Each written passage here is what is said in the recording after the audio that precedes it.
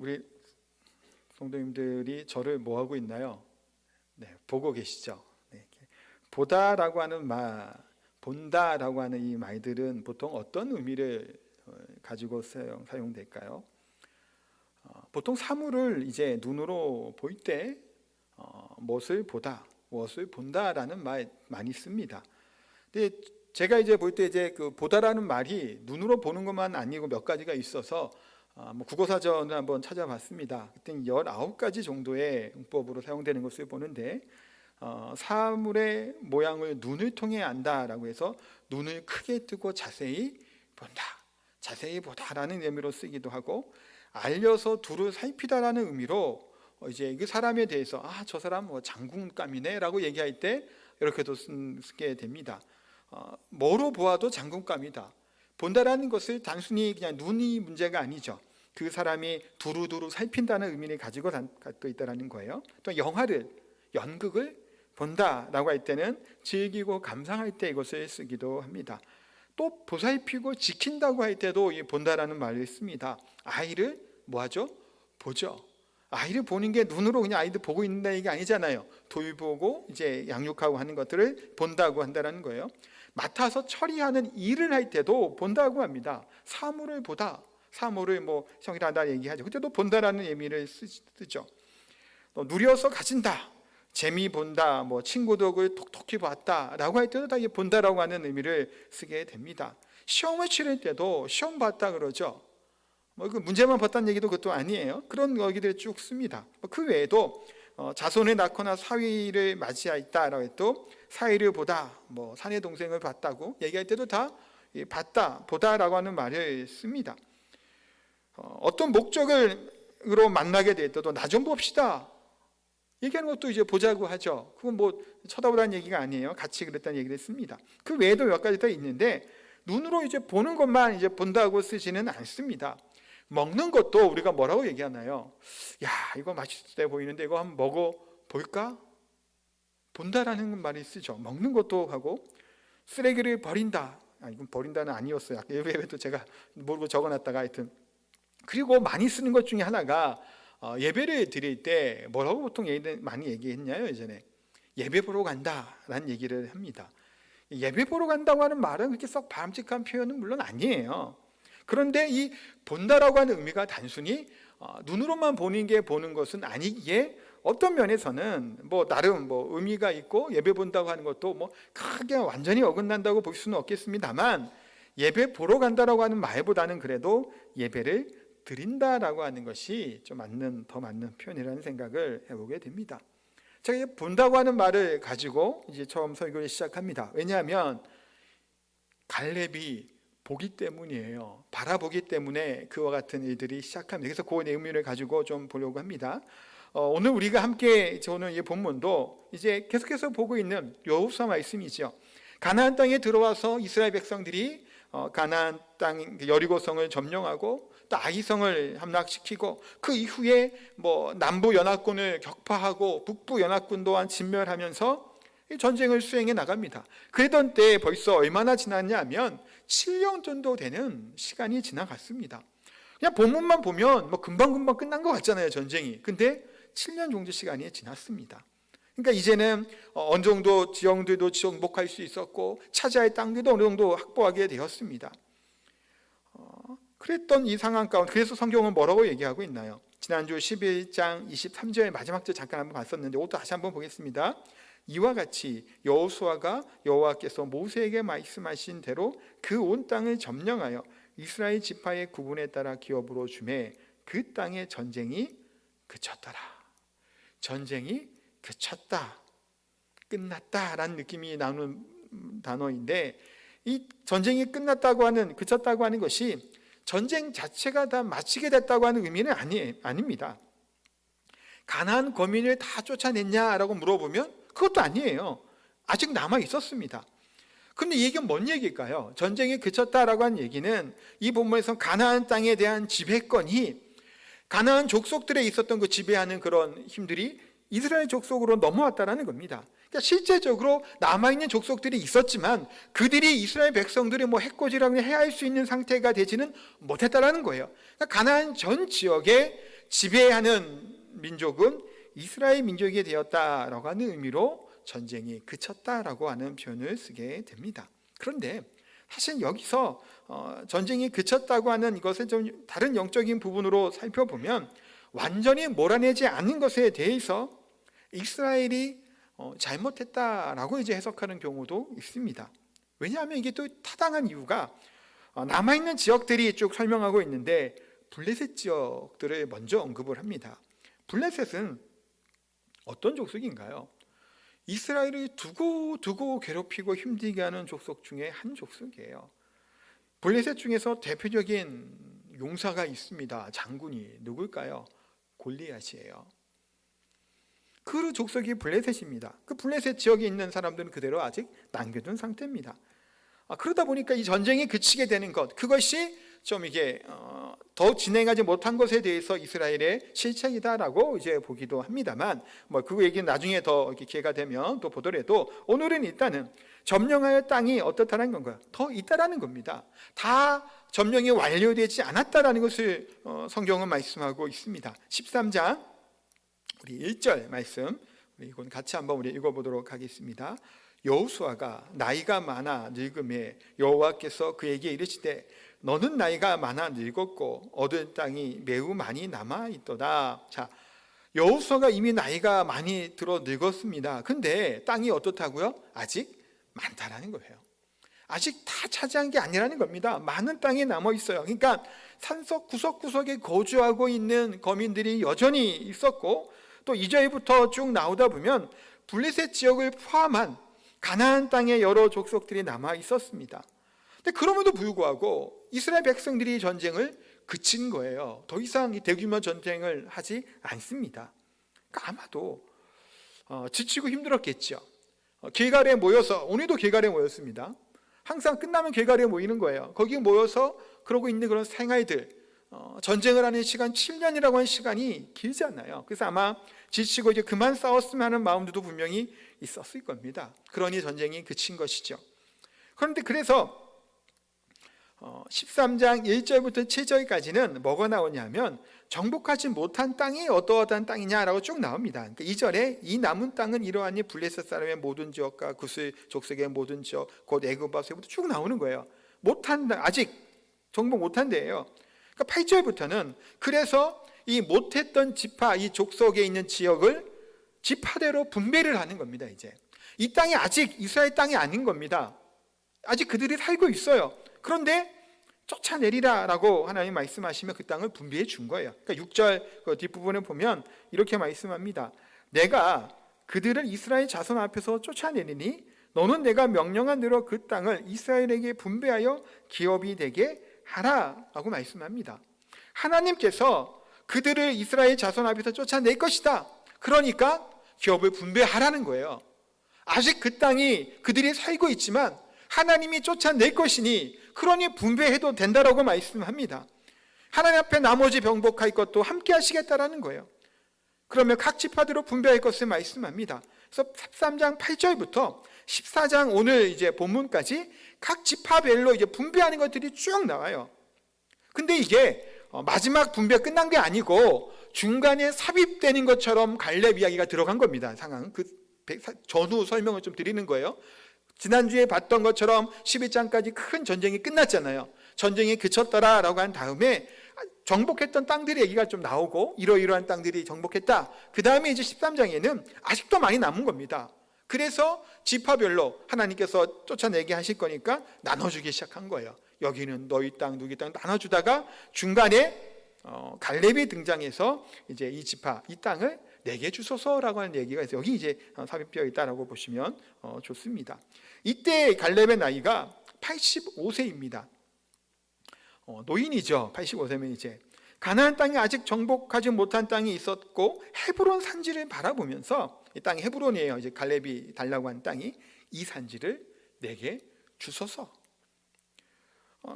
여기 산지가 어느 땅이냐, 헤브론은 어느 땅이냐면 유대 나라 가나안 땅의 남방부에 있는 지역이라고 해요. 그래서 산과 이제 언덕을 구성된 산악지대입니다. 그러니까 이것이 산악지대다 보니까 직식이 어떨까요? 좋은 곳이에요. 요새와 같은 곳이었고 땅도 비옥했다고 합니다. 그러니까 기름진 땅에 지키기도 좁습니다. 근데 반대로 얘기하면 어떨까요? 땅이 좋다고 하는 의미가 지킬 때 좋은 거죠. 근데 지금 이들은 뭐 해야 되는, 그 땅을 공격해야 돼요. 쳐들어가야 될 때 그 땅은 힘든 땅입니다. 여리고성을 얘기하는 것처럼 힘든 땅이에요. 또 그 땅에 누가 살고 있을까요? 그 좋은 땅이니까. 안악자손이 있습니다. 안악자손 아시죠? 기억하시나요? 거인족. 그 얘기는 안악자손이 있고, 이 거인족이에요. 그래서 이제 골리앗도 안악자손의 후손이라고 보기도 합니다. 어쨌든 거인 족속이 거기 있어요. 그러니까 좋은 땅이었고 지키기도 좋고 땅도 비옥하고 농사지을 것도 있는 땅이니 강대한 족속이 거기에 거주하고 살고 있었던 겁니다. 그런데 그 땅을 아직 이스라엘 백성 어떻게 한 거예요? 갖지 못하는 거예요. 왜 갖지 못했을까요? 쉽지 않았으니까 갖지 못했겠죠. 쉬운 땅들은 아마 평지 같은 건 다 갔을 겁니다. 다 차지했죠. 그런데 7년 동안 전투를 했지만 아직도 남겨져 있는 땅이에요. 그 땅을 여호수아에게 갈렙은 요구합니다. 이 산지를 달라는 거예요. 12절 말씀 같이 한번 읽어보도록 하겠습니다.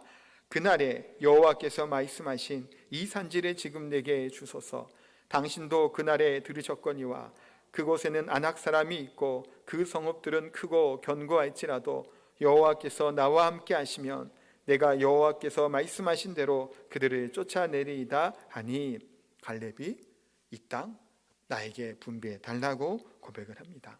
그럼 이 갈렙이 누구일까요? 갈렙이 누군가요? 본문 6절에 보니까 갈렙에 대해서 이렇게 말씀합니다. 그때의 유다 자손이 길갈에 있는 여호수아에게 나아오고 그니스 사람 여분네 아들 갈렙이 여호수아에게 말하되, 그니스 사람 여분네 아들이라고 갈렙에 대해서 소개하고 있습니다. 근데 이제 이스라엘 백성들이 종족이라고 해야 될까요? 그 민족은 히브리 민족이라고 하는 그 이스라엘 민족이지요. 출애굽기 12장 38절에 보면 순수 혈통만 있었던 것이 아닌 것을 보게 됩니다. 어떻게 말씀하냐면 수많은 잡족과 양과 소와 심이 많은 가축기 그들과 함께 하였으며, 출애굽할 때 수많은 잡족들이 이브리 민족과 함께 출애굽을 했다라고 성경은 말씀합니다.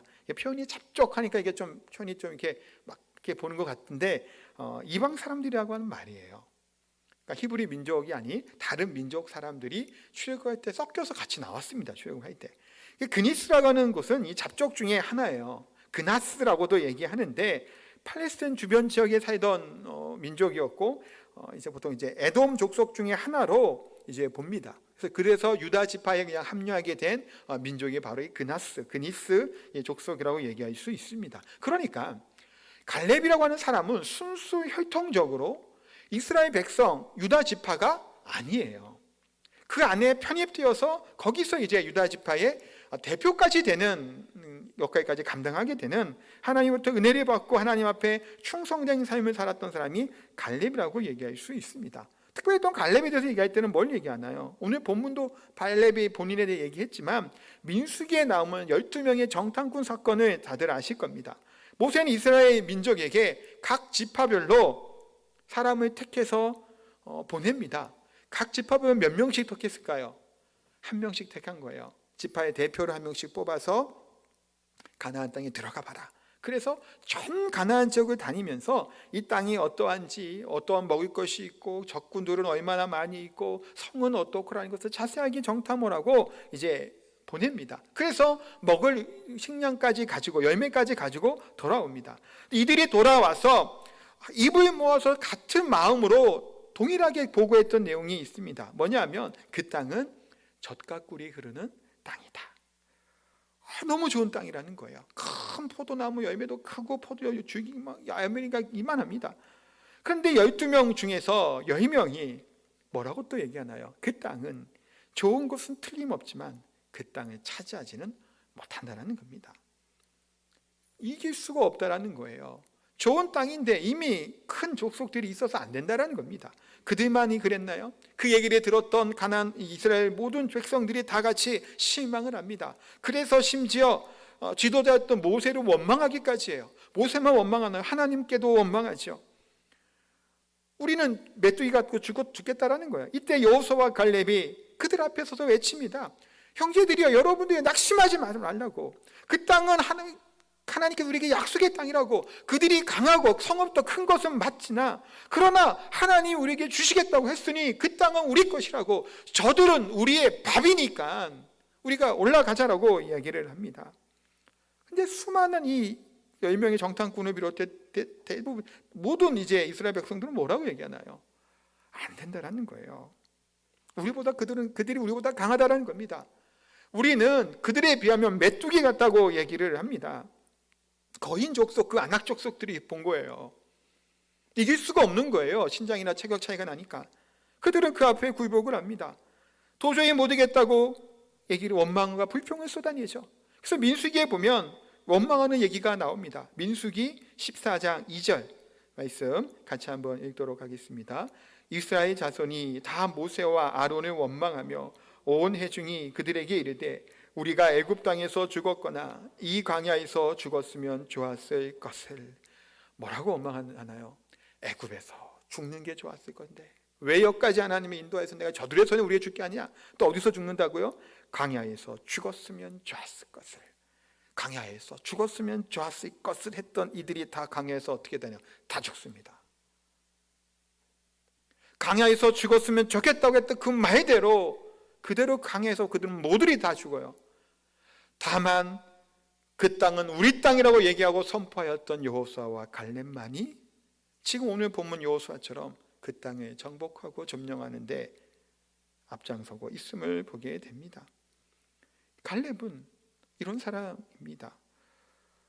그런 광야의 모든 여정을 믿음 가운데 나갔던 사람이죠. 그래서 갈렙의 신앙이 어떤지에 대해서도 한번 보려고 합니다.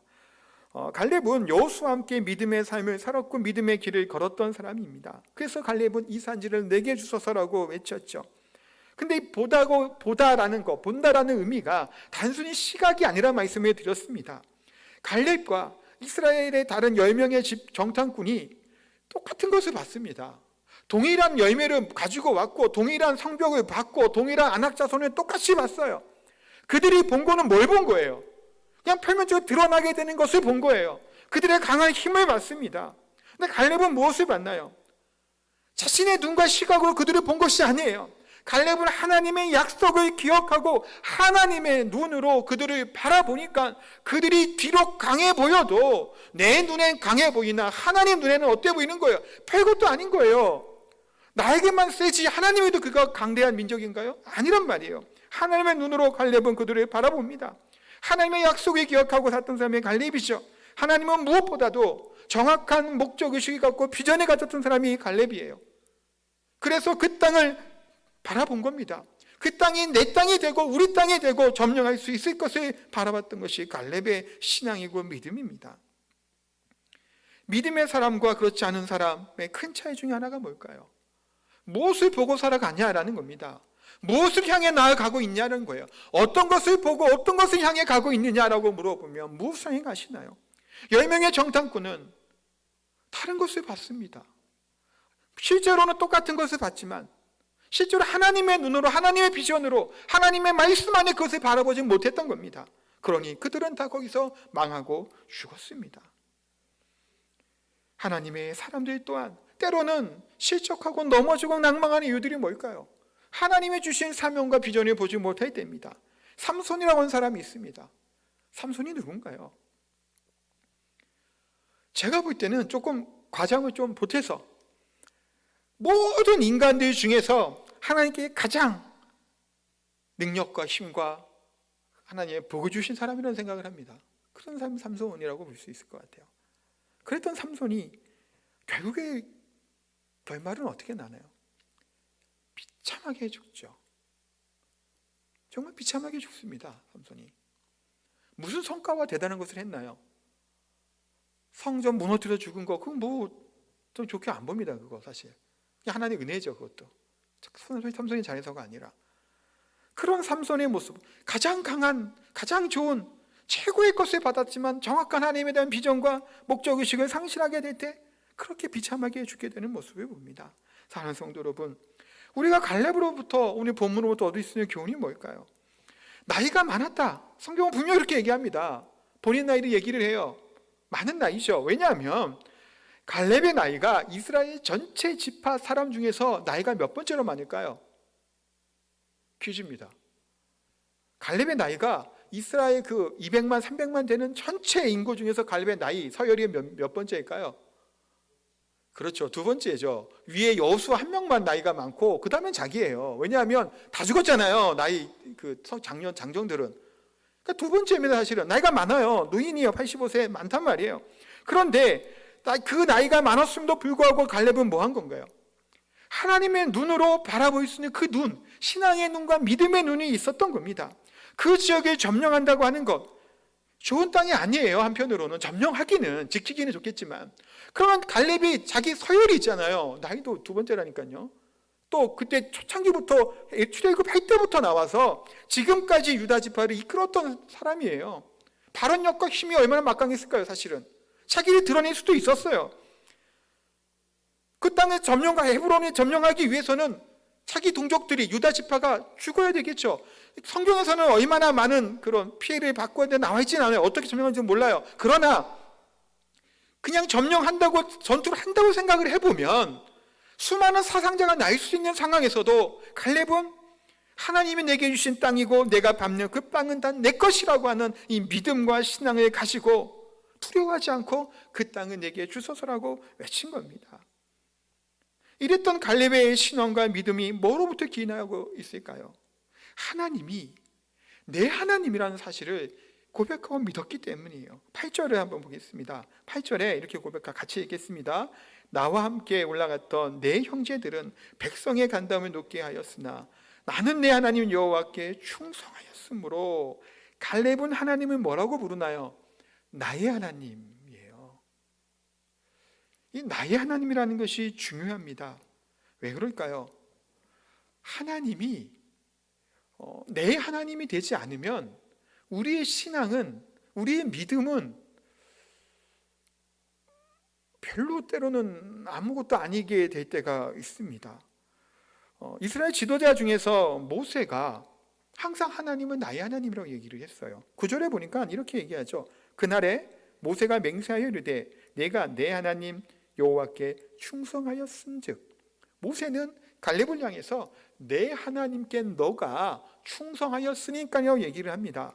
그렇다면 모세는 내 하나님으로 하나님이 얘기하니, 모세 이후에 이제 갈렙이 얘기할 때 모세의 하나님이라고 말을 표현하지 않죠. 이게 별거 아닐 수 있겠지만 모세에게부터 얘기하던 이 하나님, 모세에게 충성했던 그 하나님이 내가 충성하는 그 하나님인 것이고, 모세와 함께했던 하나님이 나의 하나님이 되는 거예요. 여호수아도 마찬가지였잖아요. 모세와 함께했던 이 하나님이 나의 하나님이 되어서 모세를 지켰던 그 하나님이 여호수아를 지키고 지금까지 인도해 주셨죠. 갈렙도 마찬가지입니다. 모세의 하나님을 자기의 하나님으로 삼고 분명한 결단을 했기 때문에 믿음의 걸음을 내디딜 수 있었다는 겁니다. 우리의 신앙생활에서도 마찬가지예요. 설교를 들을 때, 말씀을 읽을 때, 이 설교를 듣고 말씀을 읽는 것이, 예배를 드린 이 행위가 아까 처음에 말씀처럼 그냥 예배를 보러 와서 그냥 구경하는 것처럼 듣고 보고 그냥 따라 부르기만 하고 돌아가게 돼서는 그 행위에서 우리의 삶이 변하지가 않는 겁니다. 들은 말씀이 하나님께 온전하게 드려지게 돼야 되고 하나님께 영광 가운데 가야 되고 그 말씀 가운데 우리가 살아가는 겁니다. 신앙생활이라고 하는 것은 그런 말씀으로 사는 거예요. 내가 성경을 알고 있는 것이 중요하지 않아요. 몰라도 한 가지 말씀만 알고 지키는 사람이 더 귀한 겁니다. 100마디 말을 알고 100마디까지 성경을 암송을 해도 그대로 살지 않으면 의미가 없죠. 그대로 사는 사람은 어떤 사람들인가요? 내 하나님으로 믿고 사는 사람이 신앙의 믿음에 사는 사람이라는 겁니다. 갈렙이 이런 믿음의 고백을 하고 그렇게 할 수 있는 것들도 그와 같은 거예요. 이 험한 산지를 내게 달라고 외쳤던 이유도 그 약속을 믿는 믿음이 갈렙에게는 있었기 때문입니다. 아까도 말씀드렸지만 갈렙은 2인자잖아요. 충분히 더 좋은 땅을, 유다 땅 중에서도 좋은 땅 가져갈 수 있겠죠. 자기가 지도자니까. 그럼에도 불구하고 험한 산지를 내게 달라는 거예요. 내가 가서 거기를 점령하겠다라는 겁니다. 어떻게 이런 고백이 가능할 수 있었을까요?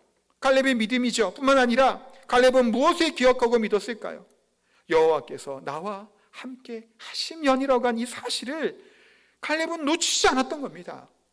그 신앙의 삶 가운데 그것을 항상 평생 그것을 붙들고 살아가니까 상대방이 어떻건 많건 적건 강한 거야, 그게 중요한 것이 아니에요. 뭐가 중요하다는 건가요? 하나님이 중요한 거예요. 안악 자손이 큰 족속이어서 문제가 되는 것이 아니에요. 그 성이 견고한 것이 문제가 되지 않아요. 뭐가 문제가 되는 건가요? 하나님이 나와 함께하고 나를 지키냐 안 지키냐가 승패에 중요한 것이지 상대방이 어떻게 하는 것이 중요하지 않다는 겁니다. 그래서 9절에 보니까 그날에 모세가 맹세하여 이르되 내가 내 하나님 여호와께 충성하였은즉 내 발을 밟는 땅은 영원히 너와 내 자손의 기업이 되리라 하였나이다. 충성하였습니다. 어떻게 충성하였나요? 갈렙은 이해되진 부분만, 이해 안 되는 건 쫓지 않고 이 정도 하나님이 말씀하시는 거면 지킬만 해라는 것만 지켰나요? 아니면 가능해 보이는 부분만 갈렙이 순종했을까요? 아니에요. 온전한 마음으로, 온 마음으로 전적으로 하나님 앞에 충성되이 하나님의 말씀을 쫓았다는 겁니다. 이 얘기는 전인격적으로 하나님을 신뢰하고 믿었다는 겁니다. 갈렙은 45년 전에 가데스 바네아에서 그 약속 받은 이후 85세가 되는 이때까지 그 약속을 잊지 않았던 겁니다. 가나안 땅에 들어가서 내가 원하는 땅을 기업으로 받을 수 있겠다고 하는 그 소망을 가지고, 그 꿈을 가지고, 그 비전을 가지고, 그 강야 38년의 여정들, 또한 가나안 땅을 정복하는 전쟁 그 모든 여정 가운데 그 믿음을 가지고, 그 소망을 가지고 살았던 사람이 바로 갈렙이에요. 그래서 오늘 본문 11절 12절에 이렇게 얘기합니다. 같이 한번 이거 읽겠습니다. 모세가 나를 보내던 날과 같이 오늘도 내가 여전히 강건하니 내 힘이 그때나 지금이나 같아서 싸움에나 출입에 감당할 수 있으니 그날에 여호와께서 말씀하신 이 산지를 지금 내게 주소서. 아멘. 자, 여기서 보면 갈렙은 하나님의 약속을 의지하죠. 여기 갈렙이 얘기합니다. 그때나 지금이나 내 힘이 별반 다르지 않다는 겁니다. 물론 이 문자적으로 우리가 볼 때 그때의 몸의 체력적인 몸이나 지금이나 하나님이 건강하게 지켜주셔서 같을 수도 있어요. 근데 그렇게 보기보다는 뭐로 봐야 될까요? 이 말이 그때의 하나님의 말씀이나 지금 하나님의 말씀이나 동일하다는 거예요. 그때의 하나님이나 지금의 하나님이나 동일하신 하나님이 그때 하셨던 말씀을 지금 이 순간에 성취하고 나를 통해 이루어 주실 것이라고 하는 믿는 믿음이 그 갈렙 가운데 있었다는 겁니다. 하나님을 의지하는 믿음이 그때나 지금이나 똑같은 거예요. 그런 의미죠. 사실은 지금이나 강건하든 나이가 들었는데 체력이 그대로일 수 있을까요? 물론 특별히 하나님이 그렇게 하실 수 있겠지만 일반적으로 나이가 많으면 체력이 점점 떨어집니다. 청기도 흐려지고 눈도 어두워지죠. 그러나 갈렙에게 중요한 것은 무엇일까요? 젊음인가요? 힘과 열정이 있는 그때 40대 젊으실까요?